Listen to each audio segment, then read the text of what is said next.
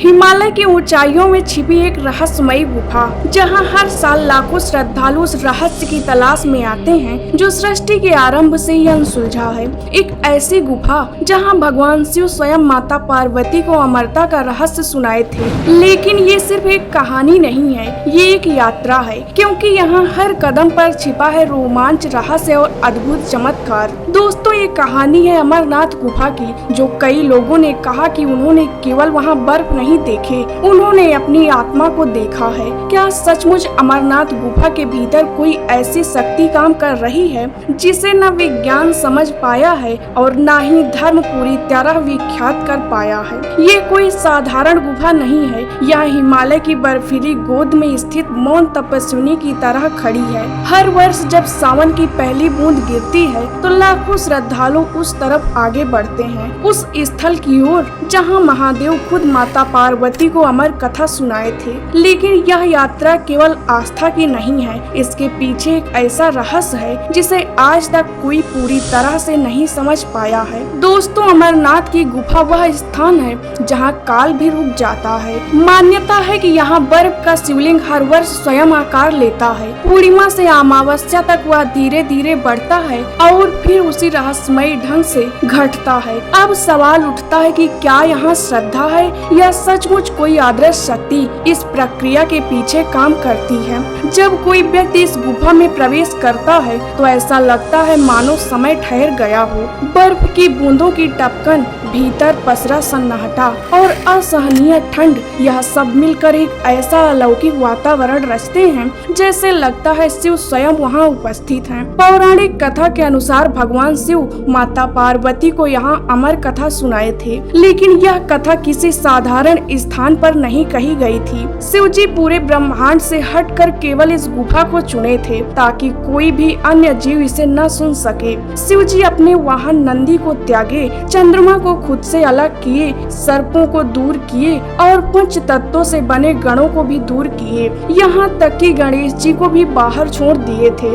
जिसके बाद भगवान शिव माता जी को कथा सुनाने लगते हैं जो अमरता का रहस्य थी, परंतु वह कथा कोई और भी सुन रहा था और वो थे दो कबूतरों का एक जोड़ा। ऐसा माना जाता है कि वही जोड़ा आज भी अमरनाथ गुफा के आसपास हर वर्ष दिखाई देते हैं। यह रहस्य आज तक न वैज्ञानिक सिद्ध कर पाए हैं और न भक्त नकार पाए हैं। क्या सच में कोई अमर जीव मौजूद है?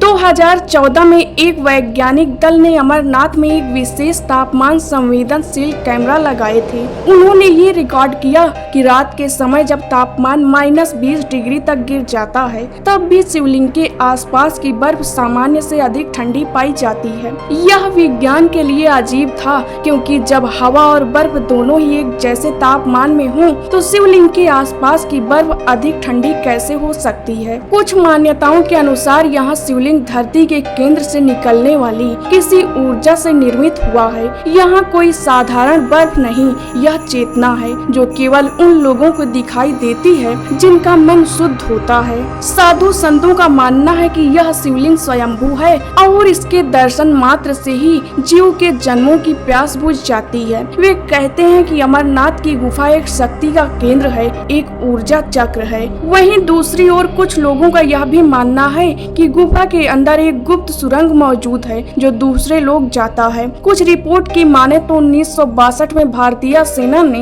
इस गुफा के अंदर एक और सुरंग खोजे थे जो बर्फ के भीतर बहुत दूर तक जाती थी, लेकिन कुछ ही समय बाद वह सुरंग बंद कर दी गई थी और आज तक उस सुरंग पर कोई भी आधिकारिक बात नहीं की गई है। स्थानीय लोग बताते हैं कि कभी कभी रात के समय गुफा के आसपास अजीबो आवाज सुनाई देती है, जैसे कोई जप कर रहा हो, लेकिन वहाँ कोई मौजूद नहीं होता है। कुछ यात्री बताते हैं कि उन्होंने अपने भीतर अजीब कंपन महसूस करते हैं, जैसे शरीर नहीं आत्मा कांप रही हो। यह सिर्फ ठंड नहीं थी, ये कुछ और था, कुछ ऐसा जो दिखाई नहीं देता लेकिन मौजूद होता है।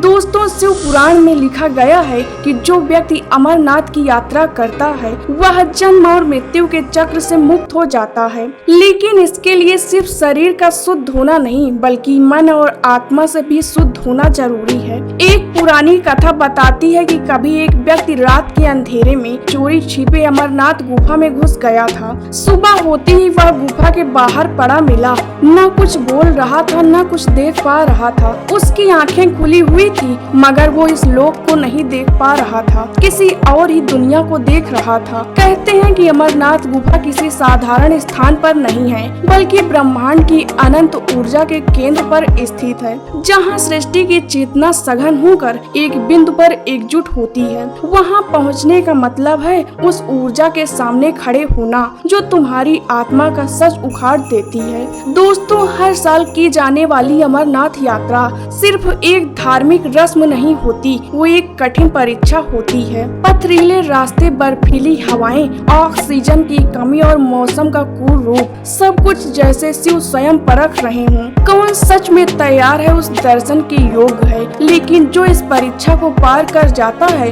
उसमें कुछ हमेशा के लिए बदल जाता है। शायद यही अमरनाथ का सबसे बड़ा रहस्य है, क्योंकि ये यात्रा सिर्फ बाहर की नहीं हमारे भीतर से भी जुड़ी होती है। ये गुफा सिर्फ एक शिवलिंग नहीं, एक दर्पण है जो तुम्हें तुम्हारा असली रूप दिखाती है। तो जब भी अगली बार आप अमरनाथ जाएं तो सिर्फ एक यात्री बनकर नहीं, एक साधक बनकर जाएं, क्योंकि वहाँ सिर्फ बर्फ नहीं है, वहाँ अमरता का रहस्य है। और हो सकता है कि स्वयं शिवजी उस गुफा में मौजूद हों, जिनके दर्शन भी आप कर सकते हैं। अगर आप भी शिवजी के सच्चे भक्त हैं तो कमेंट में हर हर महादेव अवश्य लिखें। वीडियो को लाइक करके चैनल को सब्सक्राइब करें। भारत के 5 ऐसे देवी देवता जिनकी पूजा भक्ति से कम और डर की वजह से ज्यादा की जाती है, जिनके बारे में शायद आप लोग आज तक नहीं सुने होंगे। दोस्तों, जब देवी देवताओं की बात करते हैं तो सबसे पहले हमारे माइंड में आता है भक्ति, प्रेम और श्रद्धा। लेकिन हमारे भारत के जंगलों और गाँवों में एक अलग ही दुनिया है। यहाँ कुछ देवी देवता ऐसे हैं जिनकी पूजा उनकी डर और शक्ति के कारण किया जाता है। और तो और उनकी कहानियाँ, उनके रिचुअल्स, उनकी पावर्स जानकर आपके भी रोंगटे खड़े हो जाएंगे। आम तौर पर थुम्बाडी और कंतारा जैसी फिल्मों में कुछ ऐसे ही मिस्टीरियस देवताओं की कहानियों को दिखाया गया है। वो आज भी महाराष्ट्र, कर्नाटक, तमिलनाडु, उत्तराखंड और आंध्र प्रदेश के गाँवों में ऐसे ही ट्रेडिशनल जिंदा हैं, जहाँ पूजा होती है अलग ही देवी देवताओं की। आज की इस वीडियो में हम आपको बताएंगे कि आखिर क्यों इन देवी देवताओं का जिक्र कहीं पर नहीं होता है और क्यों इनका नाम सुनते ही लोगों के होश उड़ जाते हैं। आखिर कौन है वो देवी देवता और उनकी पूजा कब, कहां और कैसे करते हैं। नंबर 5 पर मौजूद है मल्हारी। दोस्तों, ये नाम शायद आप लोग सुने होंगे। ये भगवान शिव का एक ऐसा अवतार है जिसके बारे में बहुत कम लोग जानते हैं। मल्हारी यानी मल को हराने वाला। इनकी कहानी शुरू होती है 2 राक्षस भाइयों से, मल और मणि से। इन्होंने अपने तपस्या से ब्रह्मा जी को प्रसन्न करते हैं और उनसे मांगते हैं अनलिमिटेड पावर और अमरता का वरदान। लेकिन जैसे ही उन्हें वरदान मिला वो धरती से लेकर स्वर्ग तक तबाही मचाना शुरू कर देते हैं। साधारण लोग, ऋषि मुनि, यहाँ तक कि देवता भी उनसे परेशान हो जाते हैं। और हमेशा की तरह जब कोई रास्ता नजर नहीं आता तो सभी देवी देवता मिलकर शिवजी के पास जाकर उनसे मदद मांगते हैं, जिसके बाद शिवजी एक खतरनाक रूप धारण करते हैं। मदंड भैरव का रूप, जिनकी 3 आँखें, माथ पर चांद चमकती तलवार और शरीर हरदी से लिपटा हुआ मानो जैसा सूरज चमक रहा हो। महादेव नंदी पर सवार होकर युद्ध के लिए निकलते हैं। कार्तिक मास की अमावस्या को युद्ध शुरू होता है और 6 दिनों तक मल और मणि के साथ घमासान युद्ध के बाद आखिर में दोनों ने महादेव के सामने हार मान लेते हैं और खुद को महादेव को समर्पित कर देते हैं। दोस्तों, मणि को अपने गलत कामों का पछतावा होता है। उसने अपना सफेद घोड़ा शिवजी को दे देता है और हमेशा उनके साथ रहने की इच्छा प्रकट करता है, जिसे महादेव स्वीकार कर लेते हैं। लेकिन मल के इरादे कुछ और ही थे, क्योंकि वो दुनिया का विनाश देखना चाहता था और उसे भूख थी इंसानों मांस की। उसकी इच्छा सुनकर महादेव का क्रोध सभी सीमाओं को पार कर जाता है, जिसके बाद महादेव अपने तलवार से मल का सिर काट देते हैं। कहा जाता है कि उसका सिर एक मंदिर की सीढ़ियों में गिरा था और आज भी भक्तों के पैरों तले उसे मंदिर में उसे कुचला जाता है। इसके बाद महादेव यहाँ स्वयं निर्मित शिवलिंग के रूप में रहने का फैसला किए थे और आज मार्गशीर्ष की 6ठी तिथि को इन्हें खांडवा के रूप में पूजा जाता है। खांडवा यानी कि बुराई का नाश करने वाला। दोस्तों, आपको ये जान जानकर हैरानी होगी कि खांडवा की पूजा आज भी महाराष्ट्र, कर्नाटक और आंध्र प्रदेश में होती है। लेकिन सबसे इंटरेस्टिंग बात ये है कि उन्हें आज अलग अलग नामों से जाना जाता है, जैसे मल्हारी, मातंड भैरव और महलसकांत। कोई उन्हें शिव मानता है तो कोई सूर्य। लेकिन उनकी पूजा में कुछ परंपराएं डरावनी भी हैं, क्योंकि आज खांडवा के हर भक्त बकरे का मांस अपने भगवान को चढ़ाते हैं। लेकिन आज से कई सदियों पहले यहाँ पर एक डरावनी रस्म थी कि हर साल एक वीर चुना जाता था, यानी मनुष्य वो जैसे ही बड़ा हो जाता था उसे अपना बलिदान देना होता था। वर्तमान समय में ये प्रथा बंद हो गई है, लेकिन आज भी कुछ भक्त अपने शरीर को कोड़े मारकर भक्ति दिखाते हैं। चौथे नंबर पर आता है द्रौपदी, महाभारत की सबसे अहम नायिका पांचाली। हम सब जानते हैं कि द्रौपदी पांडवों की पत्नी थी जो अग्नि से प्रकट हुई थी, लेकिन दक्षिण भारत के कुछ समुदाय द्रौपदी को एक शक्तिशाली देवी के रूप में आज भी पूजा करते हैं। वो लोग मानते हैं कि द्रौपदी में अपार शक्ति थी, लेकिन उन्होंने इसे छिपाकर एक साधारण स्त्री की तरह जीवन जिया। लेकिन जब इंद्रप्रस्थ की सभा में फांसी के खेल में पांडव हार गए तो उन्हें जंगल भेज दिया गया। तब द्रौपदी के साथ हुए अन्याय ने उन्हें बदल दिया। कहते हैं कि उनके अंदर का गुस्सा एक विकराल रूप में बदल जाता है। जंगल में रहते हुए रात के समय जब वनवासी समुदायों को एक चमत्कारी रोशनी दिखाई देती थी, वहाँ एक बड़े पेड़ के नीचे द्रौपदी बैठी रहती थी। लेकिन वो कोई साधारण स्त्री नहीं थी। लोग उन्हें एक विशाल शक्तिशाली देवी के रूप में देखते थे। गांव वाले उनकी पूजा करना शुरू कर देते हैं और उसका नतीजा होता है कि उनके बंजर जमीन में बारिश होने लगती है और फसलें लहराने लगती हैं। इसके बाद द्रौपदी को मरियम्मन के रूप में पूजा जाने लगा। लोग मानते हैं कि मरियम्मन की पूजा से गांव में कोई भी समस्या नहीं आती, बारिश होती है और बीमारियां दूर हो जाती हैं। नंबर 3 पर आते हैं अयप्पा नर, यानी गांव के रक्षक। तमिलनाडु के हर गांव के बाहर आपको एक विशाल मूर्ति मिलेगी अयप्पा नर की। तमिलनाडु और केरल में ग्राम देवता के रूप में देखा जाता है। हाथों में तलवार लिए, घनी मूंछें, बड़ी बड़ी आंखें और उनके साथ एक सफेद घोड़ा। मान्यता है कि अयप्पा गांव के पहरेदार हैं। रात में जब सब सो जाते हैं तो वो गाँव वालों की, उनकी फसलों की और उनके जानवरों की रक्षा करते हैं। हमारे पुराणों में उन्हें भगवान शिव और भगवान विष्णु के मोहिनी अवतार का पुत्र माना जाता है। लोग मानते हैं कि उनके रहते हुए बुरी आत्माएं गांव में प्रवेश नहीं कर सकती हैं, जिन्हें मृत्यु, विनाश और स्वास्थ्य का प्रतीक माना जाता है। दक्षिण भारत में लोग उनकी पूजा प्रेम व शक्ति से नहीं बल्कि डर से करते हैं। गांव वाले पारंपरिक कपड़े पहनकर अपने शरीर पर रंग लगाकर तलवारों के साथ नृत्य करते हैं। ये एक ऐसा उत्सव होता है जो देखने में जितना भव्य लगता है उतना ही रहस्यमयी होता है। नंबर 2 पर आती है नृति, यानी विनाश की देवी। भारत के सनातनी प्राचीन वैदिक ग्रंथों में नृति का जिक्र किया गया है, जिसे धन व समृद्धि से रहित होने की देवी माना जाता है। हमारे उत्तर भारत में इन्हें देवी लक्ष्मी की बहन अलक्ष्मी भी कहा जाता है, जो लक्ष्मी के बिल्कुल विपरीत मानी जाती हैं। अथर्ववेद में नृति को सभी रोगों का कारण बताया गया है, लेकिन अगर उनकी सही तरीके से पूजा की जाए तो वो उन रोगों से छुटकारा भी दिला सकती हैं। महाभारत में कहा गया है कि नृति अधर्म की पत्नी, भय और मृत्यु उनके पुत्र हैं। ऋग्वेद के अनुसार जो नृति के वश में आ जाता है वो एक गहरे कुएं में फंस जाता है, जहाँ से निकलना बेहद मुश्किल होता है। इसीलिए आज नृति की पूजा खत्म हो चुकी है, लेकिन कुछ स्थान या संस्कृतियों में उसका प्रभाव आज भी देखने को मिलता है। नंबर 1 पर मौजूद है सबसे खतरनाक देवता। आप इन्हें भूत प्रेत की श्रेणी में भी रख सकते हैं। ये है मासाड़। उत्तराखंड के कण कण में देवी देवताओं का वास माना जाता है। यहाँ के लोग देवताओं के प्रति आस्था और उनके बनाए गए नियमों के अनुसार ही चलते हैं। यहाँ के लोग जितना देवी देवताओं को मानते हैं उतना ही भूत पिशाचों को भी। अगर कभी आप उत्तराखंड जाएंगे और वहाँ के स्थानीय निवासियों से कभी न कभी जरूर सुने होंगे कि नदी के किनारे रात के समय न जाएं और पहाड़ी इलाकों में न चिल्लाएं, क्योंकि उनका मानना है कि इससे मासाड़ जाग जाता है। मासाड़ को उत्तराखंड के आम भाषा में छल लगना या पड़ी लगना कहा जाता है।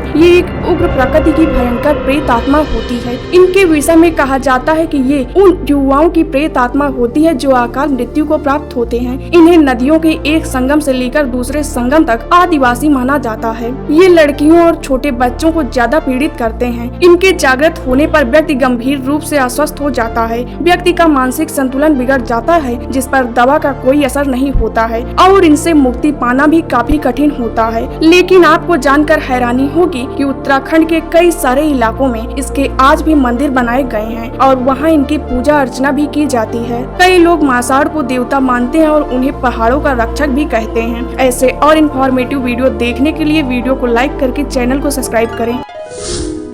क्या केदारनाथ में गिरा हेलीकॉप्टर किसी बड़ी अनहोनी का संकेत दे रहा है? आखिर क्यों भगवान शिव के धाम केदारनाथ में बार बार अनहोनी हो रही है? क्यों बार बार बर्फबारी, बाढ़ और भूस्खलन आ रहे हैं? क्यों हर साल रास्ते टूटते हैं, यात्री फंसते हैं और मौतें होती हैं? क्या ये सब कुछ एक संकेत है या फिर कोई दिव्य शक्ति अब चेतावनी दे रही है? मंदिर के आसपास के इलाकों में लाशें क्यों मिल रही हैं? कभी बर्फ के नीचे दबी हुई तो कभी टूटी हुई चट्टानों के नीचे। और सबसे चौंकाने वाली बात, मंदिर के अंदर एक रहस्यमयी रोशनी जो बार बार दिखाई दे रही है। कोई कहता है कि ये भगवान शिव का संकेत है तो कोई कहता है कि ये आने वाली किसी बड़ी आपदा की निशानी। दोस्तों, आज के इस वीडियो में हम आपको बताएंगे केदारनाथ धाम से हाल ही में मिल रहे बड़े संकेतों के बारे में, जो बता रहे हैं कि अब दुनिया में कुछ बहुत बड़ा बदलने वाला है। और अगर आप भी मानते हैं कि अब कुछ असाधारण हो रहा है तो वीडियो को लाइक करके कमेंट में हर हर महादेव अवश्य लिखिएगा। पहला संकेत, क्या 15 जून 2025 को हुआ हेलीकॉप्टर क्रैश कोई संयोग था या महादेव की चेतावनी? दोस्तों, 15 जून 2025 की सुबह केदारनाथ धाम की घाटियां हमेशा की तरह शांत थीं। चारों तरफ बर्फीली चोटियां, मंद हवा और आसमान में हल्का कोहरा छाया हुआ था। हजारों श्रद्धालु दर्शन कर चुके थे। कुछ लोग लौट रहे थे तो कुछ लोग लाइन में खड़े थे। और उसी वक्त एक हेलीकॉप्टर केदारनाथ से गुप्त काशी के लिए उड़ान भरता है। सुबह 5:20 पर हेलीकॉप्टर आसमान में उड़ रहा था। सब कुछ नॉर्मल लग रहा था, लेकिन उड़ान भरने के कुछ ही मिनट बाद वो हेलीकॉप्टर अचानक रेडार से गायब हो जाता है। पहले तो लगा शायद कोई टेक्निकल प्रॉब्लम होगी, लेकिन थोड़ी ही देर में खबर आती है कि हेलीकॉप्टर क्रैश हो गया है। गौरीकुंड और सोनप्रयाग के जंगलों के बीच गिरा पाया गया है और उसमें आग लग गई है। दोस्तों, राहत और बचाव दल जब घटना स्थल पर पहुंचते हैं तो वहां का मंजर दिल दहला देने वाला था। चारों तरफ राख और बिखरे हुए मलबे मौजूद थे। हेलीकॉप्टर में सवार 6 यात्री और एक पायलट सहित सभी की तुरंत मौत हो चुकी थी। कुछ शव तो इस तरह जल चुके थे कि उन्हें पहचान पाना भी मुश्किल हो रहा था। अब सवाल ये उठता है कि क्या ये सिर्फ एक हादसा था या फिर किसी आने वाले संकट की चेतावनी? सरकारी रिपोर्ट्स में बताया गया है कि मौसम के अचानक बिगड़ने की वजह से यह एक्सीडेंट हुआ है, लेकिन स्थानीय लोग और साधु संत कहते हैं कि ये सिर्फ मौसम नहीं था, ये संकेत था कि देवभूमि अब मौन नहीं है। संकेत इस बात का भी कि भगवान शिव अब शायद क्रोधित हैं, क्योंकि ये पहली बार नहीं है। पिछले कुछ सालों में केदारनाथ में लगातार असामान्य घटनाएं घट रही हैं और इस बार तो बात सीधे आकाश से गिरने वाली मौत की है। जहां भगवान शिव का वास है, जहां हर साल लाखों लोग अपने दुख, सुख और मन की शांति के लिए जाते हैं, अगर वहां भी जिंदगियां जलकर यूं राख हो जाएं, तो इसे केवल दुर्घटना कहना सही नहीं होगा।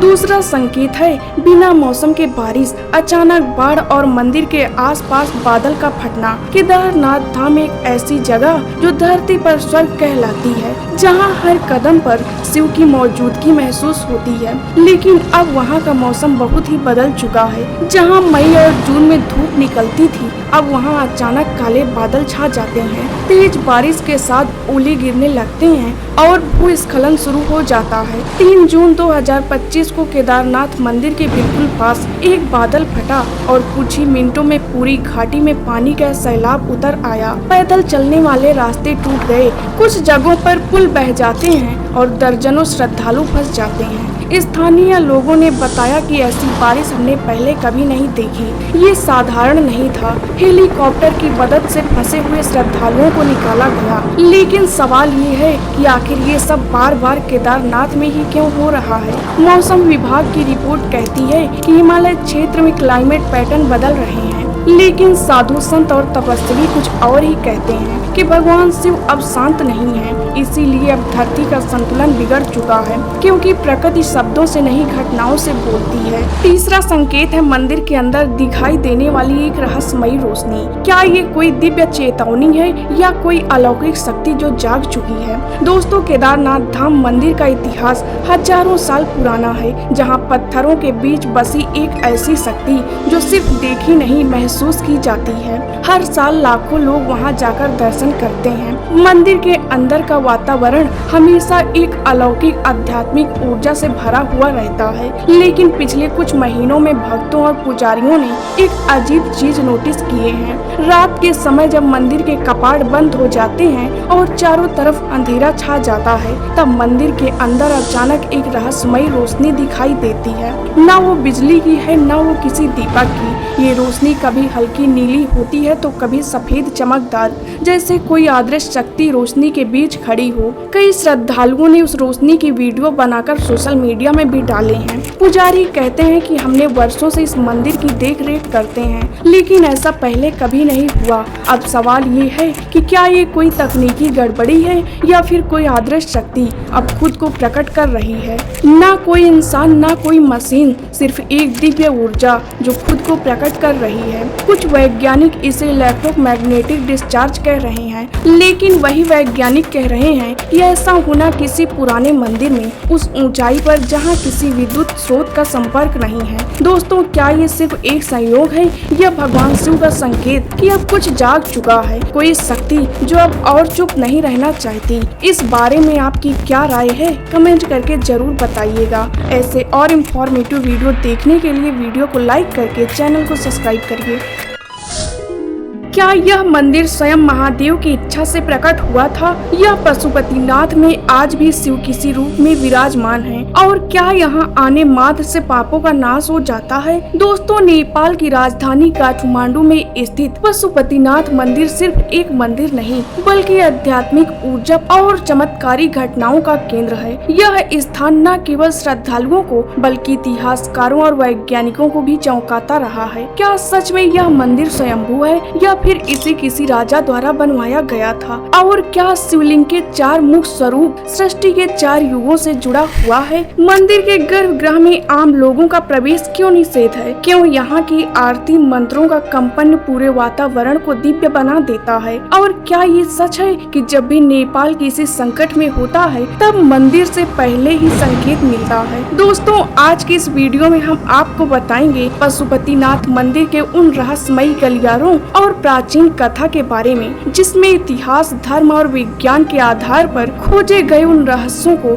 जो इसे मंदिर से कहीं अधिक शिव का सच्चा धाम बनाते हैं। दोस्तों, आज हम जिस धाम की बात करने जा रहे हैं वो न सिर्फ 12 ज्योतिर्लिंगों में से एक है, बल्कि यह भक्तों के लिए आस्था, शक्ति और आशीर्वाद का अटूट स्रोत भी है, जिसे न केवल नेपाल बल्कि पूरे विश्व में पवित्र और रहस्यमयी माना जाता है। नेपाल का पशुपतिनाथ मंदिर हिंदू धर्म के सबसे पवित्र स्थलों में से एक माना जाता है। और अगर आपने हमारे चैनल को अभी तक सब्सक्राइब नहीं किए हैं तो जरूर कर लीजिए ताकि ऐसी और इन्फॉर्मेटिव वीडियो देखने को मिल सके। नेपाल के पशुपतिनाथ मंदिर काठमांडू के पास देवपट्टनम गांव में बागमती नदी के किनारे स्थित है। मंदिर में भगवान शिव की एक 5 मुखी वाली मूर्ति है। चारों दिशाओं में एक एक मुख और एक मुख ऊपर की ओर है। प्रत्येक मुख के दाएं हाथ में रुद्राक्ष की माला और बाएं हाथ में कमंडल मौजूद है। कहते हैं कि ये 5 मुख अलग अलग दिशा और गुणों का परिचय देते हैं। मान्यता के अनुसार पशुपतिनाथ का ज्योतिर्लिंग पारस पत्थर के समान है। इस मंदिर में भगवान शिव की मूर्ति तक पहुंचने के लिए 4 दरवाजे बने हुए हैं। वे चारों दरवाजे चांदी के हैं। पश्चिम द्वार के ठीक सामने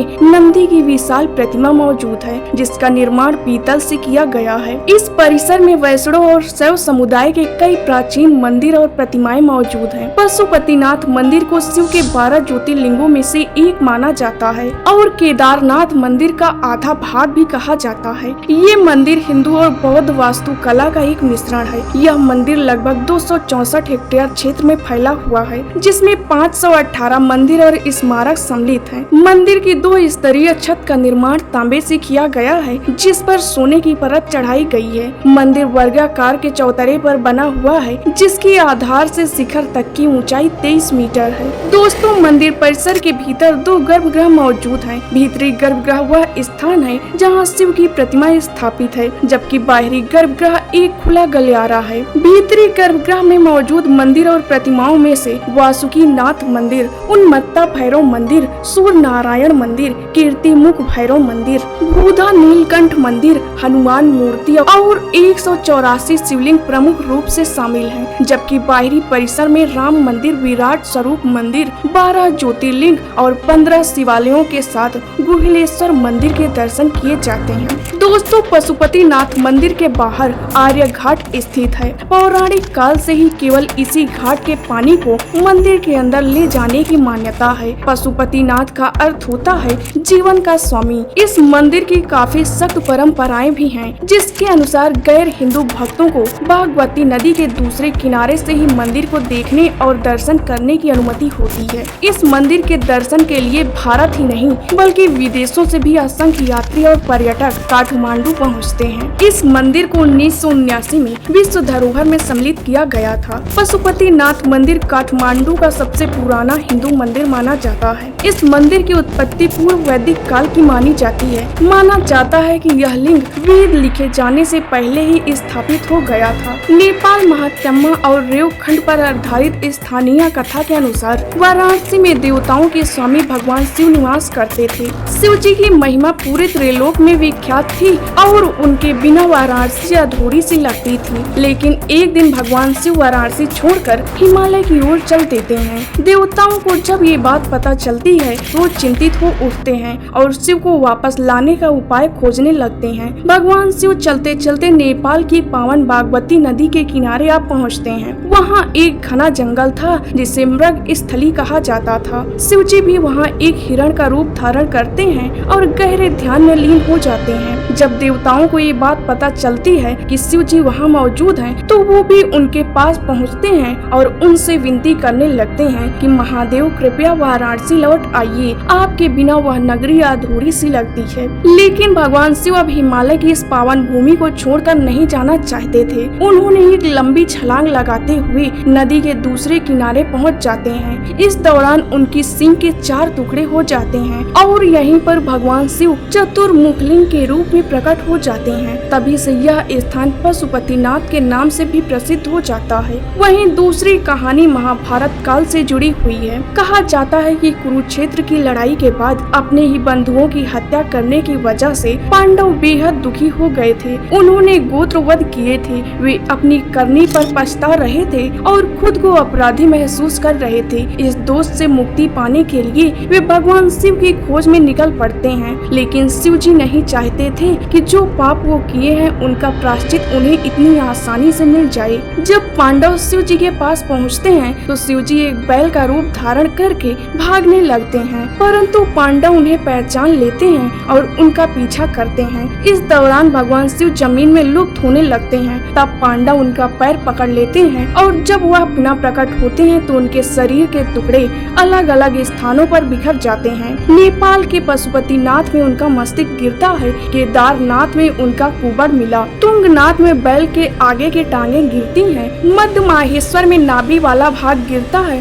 और कल्पनाथ में बैल की सींग गिरती हैं। इसीलिए कहा जाता है कि जो भी पशुपतिनाथ के दर्शन करता है उसे केदारनाथ भी अवश्य जाना चाहिए। दोस्तों, इस मंदिर का जीर्णोद्धार समय के साथ कई बार करवाया गया है। मंदिर के वर्तमान स्वरूप का जीर्णोद्धार 1992 ईस्वी में किया गया था। पशुपतिनाथ का मुख्य मंदिर परिसर और गर्भगृह को छोड़कर बाकी हिस्सा अप्रैल 2015 के नेपाल भूकंप में क्षतिग्रस्त हो गए हैं। पशुपति मंदिर के संबंध में ये मान्यता है कि जो भी व्यक्ति इस स्थान के दर्शन करता है उसे किसी भी जन्म में फिर कभी पशु योनि प्राप्त नहीं होती है। लेकिन एक नियम यहाँ का ये भी है कि जब भी मंदिर जाएं तो सबसे पहले नंदी के दर्शन न करें, नहीं तो पुनर्जन्म में पशु योनि ही प्राप्त हो सकती है। कहा जाता है कि जो भी व्यक्ति इस मंदिर में ध्यान करता है उसकी सारी समस्याएं दूर हो जाती हैं। सूर्य उदय से पहले मुख्य गर्भगृह में प्रवेश निषेध है। ऐसा माना जाता है कि सूर्य उदय से पहले भगवान शिव स्वयं यहाँ ध्यान में रहते हैं। एक कथा के अनुसार एक बार नेपाल में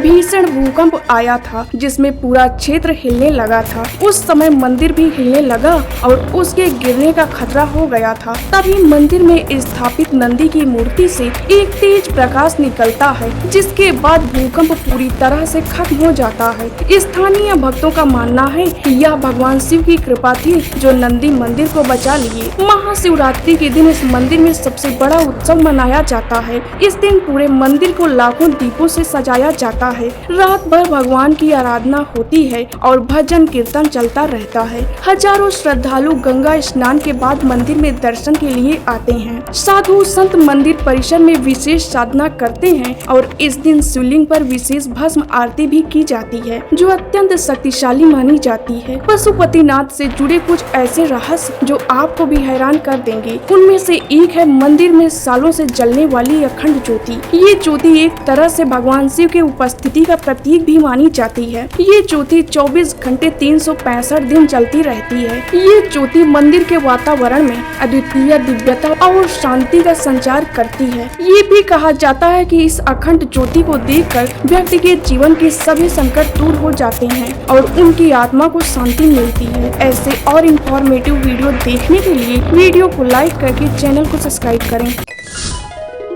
आखिर कौन थे हनुमान जी को हराने वाले 3 शक्तिशाली योद्धा? नंबर 1 पर मौजूद योद्धा तो देवताओं से भी अधिक शक्तिशाली थे।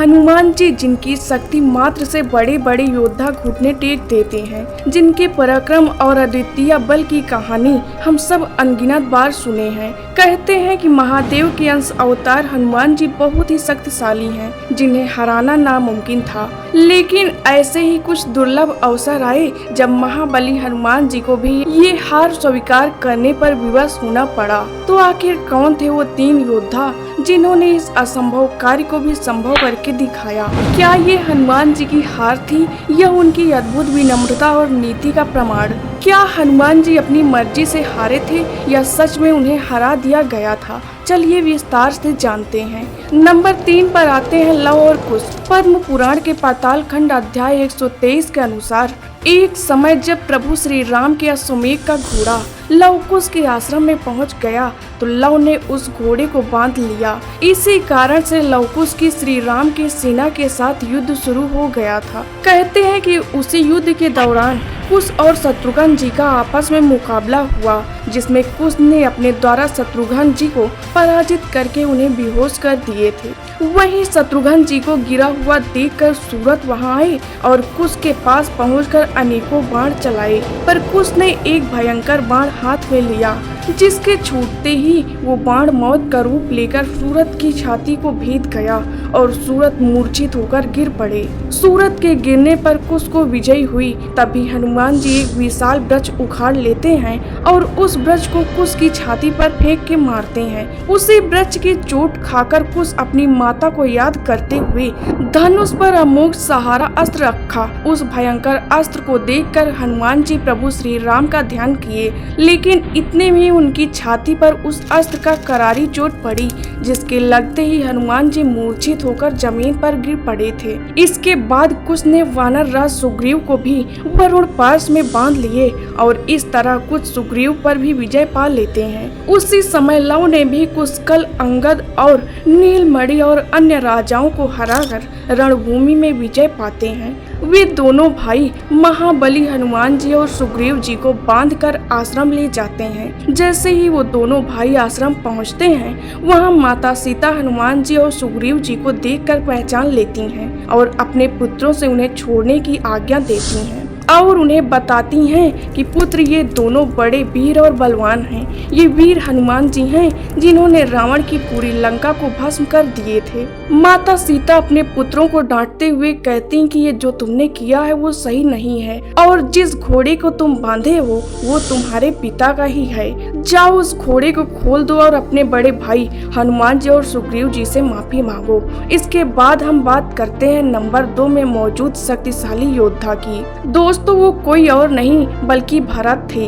रामचरितमानस लंका कांड अध्याय 180 में बताया गया है कि जब लक्ष्मण जी को रावण के पुत्र इंद्रजीत ने गंभीर रूप से घायल कर दिया था, तब उनके उपचार के लिए संजीवनी बूटी की आवश्यकता पड़ी थी। हनुमान जी हिमालय से संजीवनी बूटी लेने गए, लेकिन उन्हें सही संजीवनी बूटी की पहचान न होने के कारण वो संपूर्ण पर्वत ही उठाकर लाने का निर्णय लेते हैं। जब वो पर्वत लेकर आकाश मार्ग से अयोध्या के ऊपर से उड़ रहे थे, तब भरत उन्हें राक्षस समझकर उन पर बाण चला देते हैं।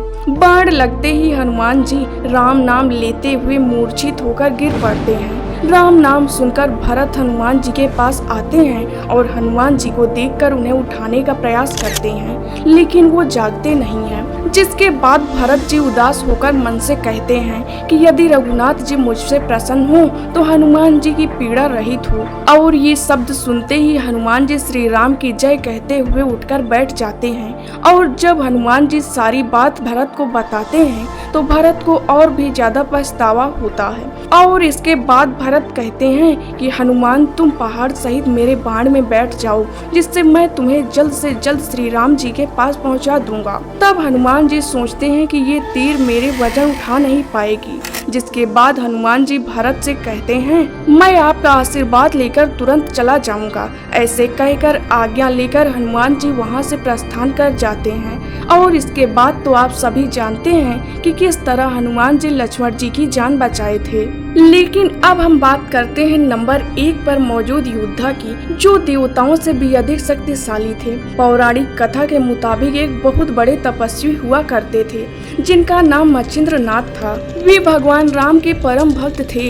एक बार वो रामेश्वरम में मौजूद राम सेतु के दर्शन के लिए पहुँचे। सेतु को देखकर मच्छिंद्रनाथ जी भाव विभोर हो गए। सेतु दर्शन के बाद वे पवित्र नदी में स्नान करने लगते हैं। वहीं हनुमान जी ये सब कुछ चुपके चुपके बैठकर देख रहे थे। हनुमान जी को पता था कि मच्छिंद्रनाथ जी बहुत बड़े तपस्वी और राम भक्त हैं, लेकिन जिज्ञासा के कारण उन्होंने मच्छिंद्रनाथ की परीक्षा लेने की सोचते हैं। दूसरी तरफ मच्छिंद्रनाथ स्नान करने के बाद वहीं राम सेतु पर बैठकर राम नाम में मग्न हो जाते हैं। तभी हनुमान जी जोर जोर से पहाड़ हिलाते हुए उनका ध्यान राम भक्ति से हटाते हुए अपनी ओर खींचने की कोशिश करते हैं। जब मच्छिंद्रनाथ जी का ध्यान हनुमान जी की तरफ गया तो उन्होंने हनुमान जी से उनका परिचय पूछे, जिस पर हनुमान जी अपना परिचय छिपाकर उल्टा मच्छिंद्रनाथ जी से ही उनके बारे में जानना चाहें। उन्होंने अपने बारे में बताते हुए कहते हैं कि वे सिद्ध योगी हैं। इसके बाद हनुमान जी को मच्छिंद्रनाथ जी की परीक्षा लेने का मौका मिल जाता है और उन्होंने मच्छिंद्रनाथ जी को युद्ध के लिए ये कहकर ललकारते हैं कि अगर उन्हें हरा देंगे तभी हनुमान जी मच्छिंद्रनाथ जी के तपोबल पर यकीन करेंगे। दोस्तों, मच्छिंद्रनाथ जी बहुत ही भोले थे। वो हनुमान जी की लीला समझ नहीं पाते और ना ही उन्हें पहचान पाते हैं। इसके बाद श्री राम का नाम लेकर युद्ध प्रारंभ कर दिया जाता है। इसके बाद क्या था, हनुमान जी के हर एक प्रहार को सहते और उन पर प्रहार करते समय मच्छिंद्रनाथ जी बार बार राम जी का नाम लेते और हनुमान जी राम नाम सुनकर बार बार प्रहार करना भूल जाते और नाम की सुध में गुम होकर मच्छिंद्रनाथ जी का प्रहार अपने ऊपर सहन करते जाते। यह देखकर मच्छिंद्रनाथ जी समझ जाते हैं कि वो जिससे युद्ध कर रहे हैं वो कोई और नहीं बल्कि स्वयं हनुमान जी हैं, जो राम भक्ति में खोकर उनका हर एक प्रहार सहन कर रहे हैं। इसके बाद अंत में हनुमान जी मच्छिंद्रनाथ जी के आगे घुटने टेक देते हैं और उन्हें प्रणाम करते हैं। वहीं मच्छिंद्रनाथ जी भी हनुमान जी को न पहचानने के कारण उन्हें आघात पहुंचाने के लिए क्षमा मांगते हैं और युद्ध के अंत में मच्छिंद्रनाथ जी की विजय हो जाती है। ऐसे और इन्फॉर्मेटिव वीडियो देखने के लिए वीडियो को लाइक करके चैनल को सब्सक्राइब करें।